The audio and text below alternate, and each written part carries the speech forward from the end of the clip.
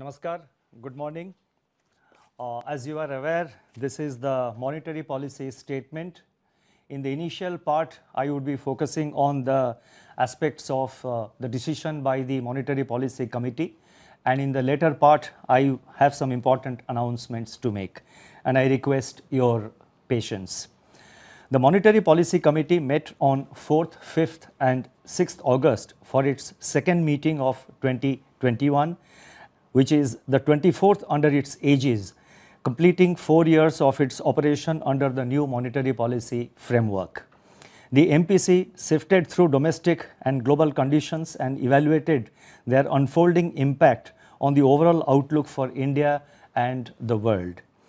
At the end of its deliberations, the MPC voted unanimously to leave the policy repo rate unchanged at 4% and continue with the accommodative stance of monetary policy as long as necessary to revive growth, mitigate the impact of COVID-19 while ensuring that inflation remains within the target going forward. The marginal standing facility rate and the bank rate remain unchanged at 4.25%. The reverse repo rate also stands unchanged at 3.35%. I thank the MPC members for their valuable contributions to the policy decision taken today. The Reserve Bank of India is perhaps the only central bank in the world to have set up a special quarantine facility with its officers, staff and service providers numbering about 200 for critical operations to ensure business continuity in banking and financial market operations and payment systems. Other teams in the RBI have ensured availability of digital banking channels, ATMs, internet and mobile banking, cyber security, redress of customer grievances and carried out sustained campaigns about safe digital transactions through RBI Kehta Hai. Our teams have also provided logistical support and engaged in analysis and research to back the conduct of the financial and monetary policies. I am proud of all of them for their tireless commitment to public service. I would also like to applaud all employees of banks and financial entities for ensuring uninterrupted operations in these trying times. Our gratitude also goes out to all COVID warriors, medical and health personnel, police and other law enforcement agencies, authorities at various levels and others. In the MPC's assessment, global economic activity has remained fragile and in retrenchment in the first half of 2020. A renewed surge in COVID-19 infections in major economies in July has subdued some early signs of revival that had appeared in May and June. Global financial markets, however, have been buoyant, with return of risk-off sentiment inserting a disconnect from the underlying state of the real economy. Portfolio inflows to emerging markets have resumed and their currencies have also appreciated. The Global Manufacturing Purchase Managers Index PMI and Global Services PMI rose to 50.3 and 50.5 respectively in July, moving back to the expansion zone. The World Trade Organization has estimated that the volume of merchandise trade shrank by 3% year-on-year in Q1, and early estimates suggest a fall of 18.5% in Q2. CPI inflation remains largely subdued across major advanced economies, primarily due to benign fuel prices and soft aggregate demand since March. In most of the emerging market economies, however, CPI inflation after easing in April and May rose in June amidst cost push pressures. Domestic food inflation remains elevated across most of the economies since the onset of the pandemic. The MPC noted that in India too, economic activity had started to recover from the lows of April and May. However, surges of fresh infections have forced reclamping of lockdowns in several cities and states. Consequently, several high-frequency indicators have leveled off. The agriculture sector's prospects are strengthened by the progress of the southwest monsoon and the expansion in the total area sown under Kharif crops by 13.9% up to July 31 over the previous year. that is over the corresponding period of the previous year. Industrial production remained in contraction, albeit at a moderated pace in May. The Manufacturing Purchase Managers Index (PMI) shrank in July for the fourth consecutive month. PMI services remained in contractionary zone in July, although the downturn eased relative to the June reading. Headline inflation, which was 5.8% in March, was placed at 6.1% in the provisional estimates for June 2020. Inflation pressures were evident across all subgroups. Households 1 year ahead inflation expectations were lower than their 3 months ahead expectations in July 2020 round of the Reserve Bank's survey, indicating their anticipation of lower inflation over the longer horizon. Producers' sentiment on input prices remained muted as their salary outgoes fell. The selling price contracted in Q1 in April to June round of the Reserve Bank's Industrial Outlook survey. India's merchandise exports contracted for the fourth successive month in June 2020, although the pace of fall moderated. Imports fell sharply in June in a broad-based manner, reflecting weak domestic demand and low international crude oil prices. The merchandise trade balance recorded a surplus in June of the order of $0.8 billion after a gap of over 18 years. India's foreign exchange reserves have increased by 56.8 billion in the current financial year, that is in 2021, so far during April to July, to 534.6 billion US dollars as on July 31st, 2020, equivalent to 13.4 months of imports. The ratio of foreign exchange reserves to external debt has gone up from 76% at the end of March 2019 to 85.5% at the end of March 2020. Let me now focus on the outlook for growth and inflation. Against this backdrop, the MPC was of the view that supply chain disruptions on account of COVID-19 persist, with implications for both food and non-food prices. A more favorable food inflation outlook may emerge as the bumper Rabi crop harvest eases prices of cereals, especially if open market sales and public distribution offtake are expanded on the back of significantly higher procurement. Nonetheless, upside risks to food prices do remain. The abatement of price pressures in key vegetables is delayed and remains contingent upon normalization of supplies. Protein-based food items could also emerge as a pressure point. High domestic taxes on petroleum products have resulted in elevated domestic pump prices and will impart broad-based cost push pressures going forward. Taking into consideration all these factors, the MPC expects headline inflation to remain elevated in Q2 2021, but likely to ease in the second half, aided by favorable base effects. As regards the outlook for growth, the MPC noted that recovery in rural economy is expected to be robust, buoyed by the progress in Kharif sowing. Manufacturing firms expect domestic demand to recover gradually from Q2 and to sustain through Q1 21-22. On the other hand, consumer confidence turned more pessimistic in July relative to the preceding round of Reserve Bank's survey. External demand is expected to remain anemic under the weight of global recession and contraction in global trade. Taking into consideration the above factors, real GDP growth in the first half of the year is estimated to remain in the contraction zone. For the year 2021 as a whole, real GDP growth is also estimated to be negative. An early contraction, or rather an early containment of COVID-19 pandemic may impart an upside to the outlook.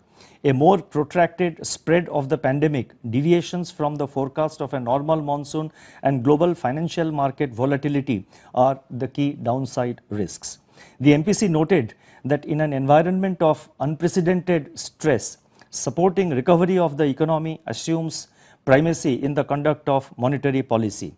While the space for further monetary policy action is available, it is important to use it judiciously to maximize the beneficial effects on the underlying economy. At the same time, the MPC is conscious of its medium-term inflation target. The headline inflation prints of April and May 2020 are obscured by the spike in food prices and cost push pressures. Meanwhile, the cumulative reduction of 250 basis points is working its way through the economy, lowering interest rates in money, bond and credit markets and narrowing down the spreads. Given the uncertainty surrounding the inflation outlook and extremely weak state of the economy in the midst of an unprecedented shock from the ongoing pandemic, the MPC decided to keep the policy rate on hold while remaining watchful for a durable reduction in inflation to use the available space to support the revival of the economy. There are more details available in the MPC's resolution, which will be uploaded immediately after this statement is over. So I would encourage everyone to have a look at the resolution of the MPC, which contains even greater details. Living with the pandemic has improved the way we manage it. Working from home, virtual meetings and contactless transactions. Throughout this traumatic period, one thing has stood out: the indomitable spirit of humanity, the inner conviction that whatever be the challenge, we have the innate resilience to combat them, overcome them and emerge victorious.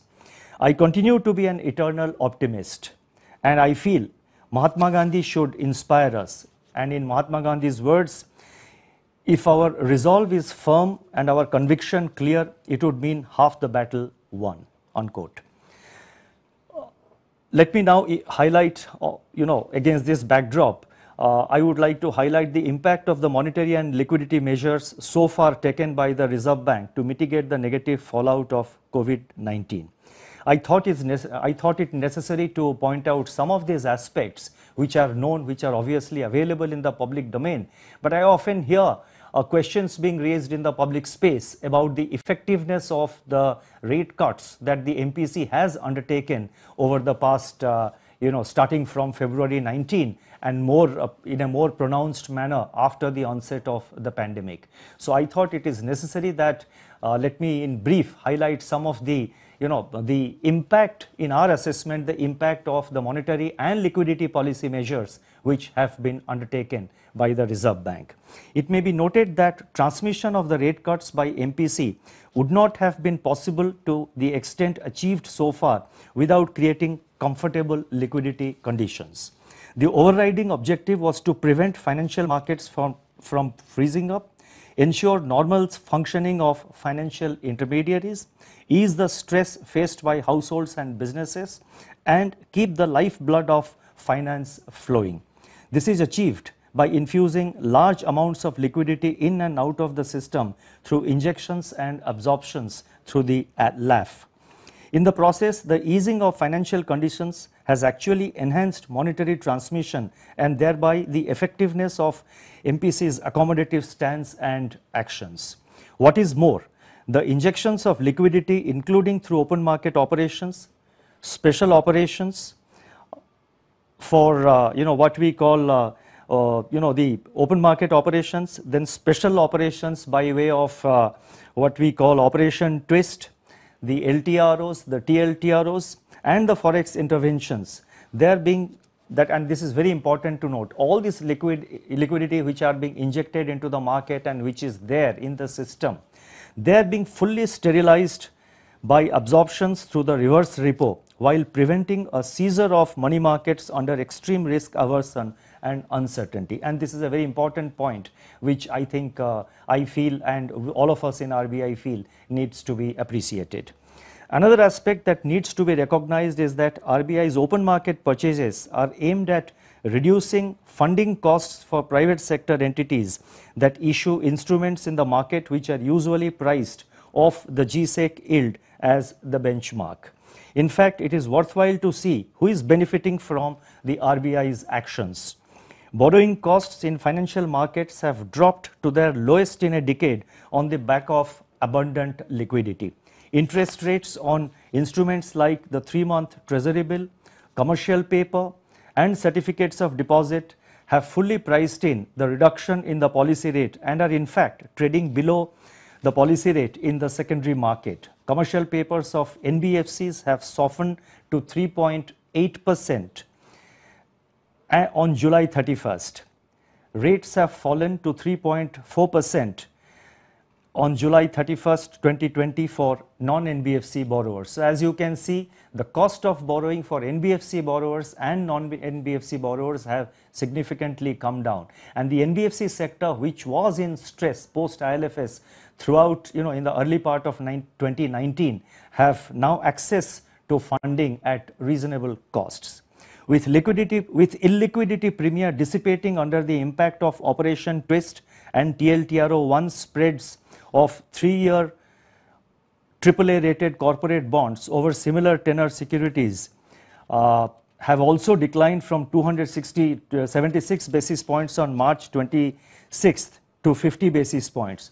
So on March 26th, that is on March 27th, if you remember, we announced our first set of measures to deal with the onset of the pandemic, to deal with the COVID crisis. And that was on March 27th. So March 26th, the spread on AAA rated corporate bonds, and I am referring to the 3-year AAA rated corporate bonds, it was 276 basis points over the GSEC of similar maturity, and that spread over GSEC of similar maturity has come down from 276 basis points from March 26th to 50 basis points on July 31st, a significant reduction indeed.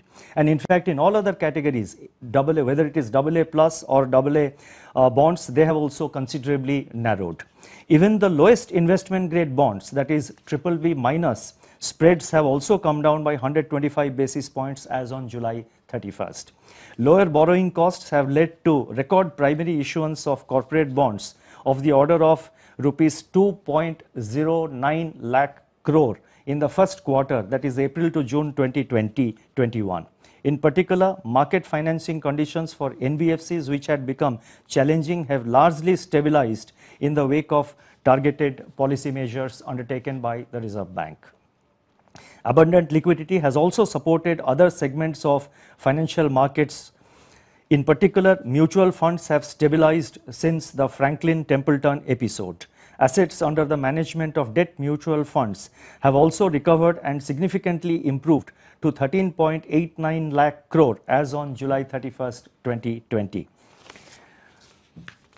Monetary transmission has also improved considerably.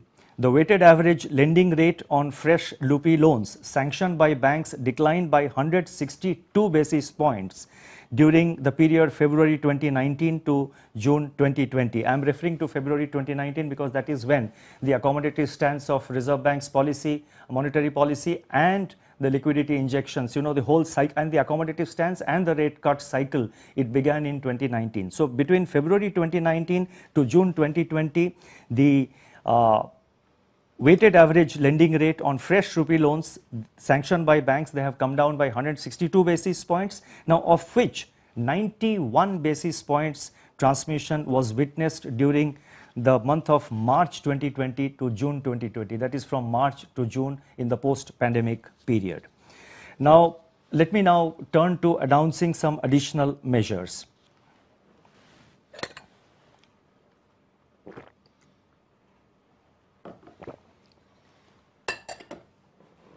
With COVID-19 infections rising unabated under fragile macroeconomic and financial conditions, we propose to undertake additional developmental and regulatory measures with several objectives, and they are as follows. Number one, to enhance liquidity support for financial markets and other stakeholders. Number two, to further ease financial stress caused by COVID-19 disruptions while strengthening credit discipline.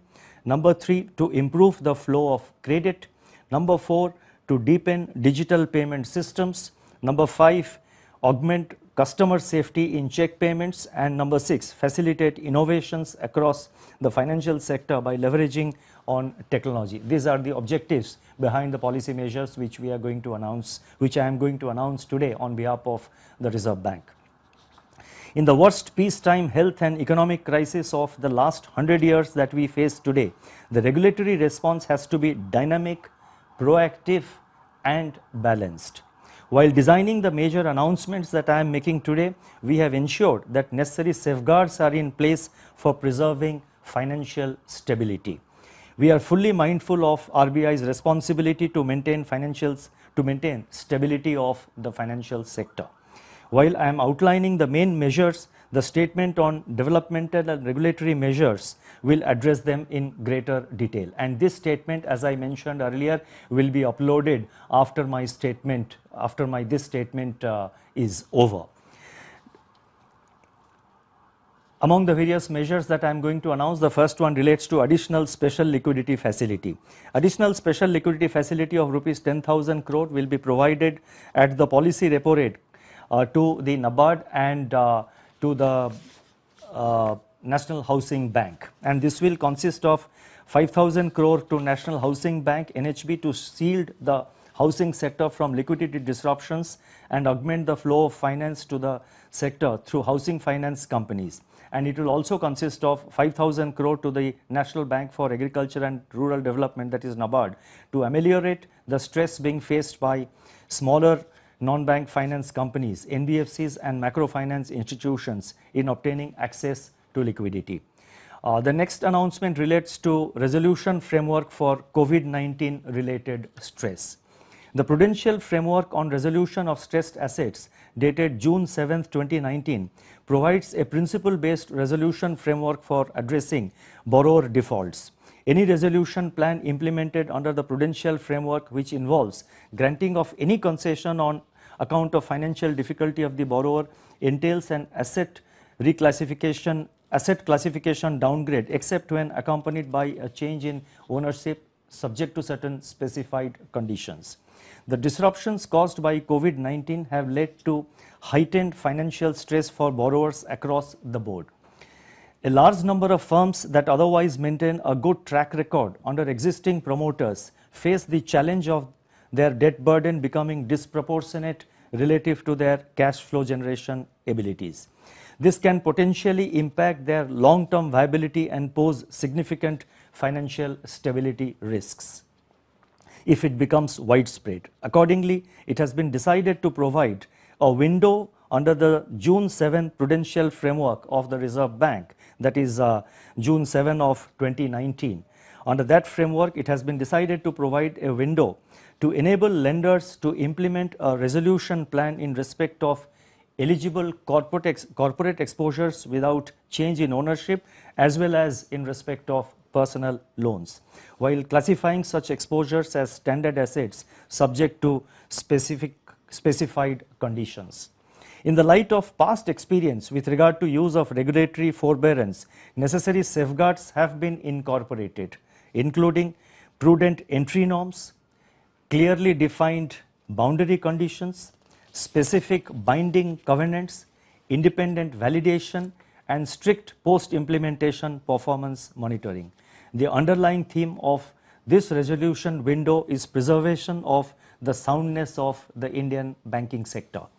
The Reserve Bank is also constituting an expert committee with the chairmanship of Shri K.V. Kamath, which will make recommendations to the RBI on the required financial parameters along with sector-specific benchmark ranges for such parameters to be factored into resolution plans. The expert committee shall also undertake a process validation of resolution plans for the borrower accounts above a specified threshold. The details of the resolution framework as spelled out in Part B of the MPC resolution and in the relevant circular, both of which will be issued immediately after this press statement. The next announcement, that is the third one, relates to restructuring of MSME debt. A restructuring framework for MSMEs that were in default but standard as on January 1st, 2020 is already in place. The scheme has provided relief to large number of MSMEs. With COVID-19 continuing to disrupt normal functioning and cash flows, the stress in the MSME sector has got accentuated, warranting further support. Accordingly, it has been decided that stressed MSME borrowers will be made eligible for restructuring their debt under the existing framework, provided their accounts with the concerned lender were classified as standard as on March 1st, 2020. This restructuring will have to be implemented by 31st March 2021. The fourth announcement relates to advances against gold ornaments and jewelry. As per extant guidelines, loans sanctioned by banks against pledge of gold ornaments and jewelry for non-agricultural purposes should not exceed 75% of the value of gold ornaments and jewelry. With a view to mitigating the impact of COVID-19 on households, it has been decided to increase the permissible loan to value, what they call LTV ratio, for such loans to 90%. This relaxation shall be available till 31st March 2021. The fifth announcement relates to banks' investment in debt mutual funds and debt exchange traded funds, capital charge for market risk. As per RBI's extant Basel III guidelines, if a bank holds a debt instrument directly, it would have to allocate lower capital as compared to holding the same debt instrument through a mutual fund or exchange traded fund. It has been decided to harmonize the differential treatment existing currently. This will result in substantial capital saving for the banks, and it is also expected to give a boost to the corporate bond market. Number 6, we have a review of priority sector lending guidelines. With a view to aligning the guidelines with emerging national priorities and bring sharper focus on inclusive development, the priority sector lending guidelines have also been reviewed. An incentive framework is now being put in place for banks to address the regional disparities in the flow of priority sector credit. Now, this has been visible for quite some time. Most of priority sector lending gets concentrated in certain areas, and whereas there are large number of, several other states where the priority sector lending is not what it should be. So therefore, what we have decided is that while higher weightage will be assigned for incremental priority sector credit in the identified districts having lower credit flow, a lower weightage would be assigned in identified districts where the credit flow is comparatively higher. Priority sector lending status is also being given to startups, and the limits for renewable energy, including solar power and compressed biogas plants, are also being increased. There are other measures that are being announced today, and I shall be very brief. Number 1, introduction of an automated mechanism in eKuber system to provide banks more flexibility and discretion in managing their liquidity and maintenance of cash reserve requirements. Number 2, while permitting lenders to provide relief to the borrowers through various measures, it is also considered necessary to take appropriate measures for strengthening credit discipline. In view of the concerns emanating from use of multiple operating accounts by borrowers, both current accounts as well as cash credit or overdraft accounts, it has been decided to put in place certain safeguards for opening of such accounts for borrowers availing credit facilities from multiple banks. Number 3, the Reserve Bank has constantly endeavored to encourage responsible innovation by entities in the financial service sector. In order to further promote and facilitate an environment that can accelerate innovation across the financial sector, the Reserve Bank will set up an innovation hub in India. Further details about the innovation hub would be announced in due course. To enhance safety of check payments, it has been decided to introduce a mechanism of positive pay for all checks of value rupees 50,000 and above. Operational guidelines in this regard will be issued separately. And finally, a scheme of retail payments in offline mode using cards and mobile devices and a system of online dispute resolution mechanism for digital payments will also be introduced. In conclusion, let me say as follows. At this juncture, the war against COVID-19 is most intense, and the world is bracing up for a second wave as it cautiously opens up. The pandemic poses a challenge of epic proportions, but our collective efforts, intrepid choices, innovations and true grit will eventually take us to victory. As Mahatma Gandhi had said, patience and perseverance, if we have them, overcome mountain of difficulties, or rather mountains of difficulties, unquote. The challenges of today will only strengthen our resilience and self-belief. We shall remain alert and watchful and collectively do whatever is necessary to revive the economy and preserve financial stability. Courage and conviction will conquer COVID-19. Thank you very much.